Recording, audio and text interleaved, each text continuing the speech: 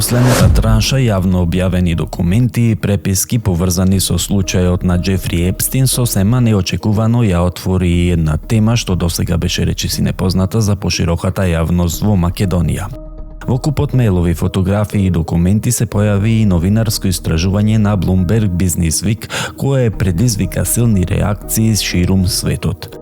Според објавеното истражување, Универзитетот Колумбија во Соединетите Американски држави со години работел на создавање и одржување колекција од човечки мозоци од починати лица за научни анализи и медицински истражувања, меѓу кои и истражувања поврзани со менталното здравје.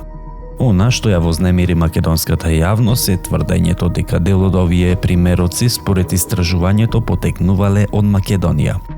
Кој ги доставувал, по која постапка, со какви дозволи и најважното, со чија согласност. Дали македонските институции воопшто знаеле дека човечки органи од починати лица завршуваат во странски научни центри?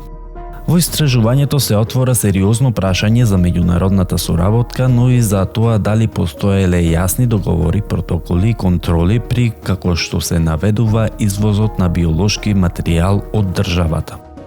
Темата е особено чувствителна затоа што станува збор за човечки останки, за семејства кои никогаш јавно не биле информирани и за систем кој мора да функционира исклучиво со строги правила, транспарентност и целосна законска рамка. Во Македонија за сега нема официјално соопштение од надлежните институции дали ваквото изнесување било контролирано, одобрено или едноставно поминувало без јасен увид.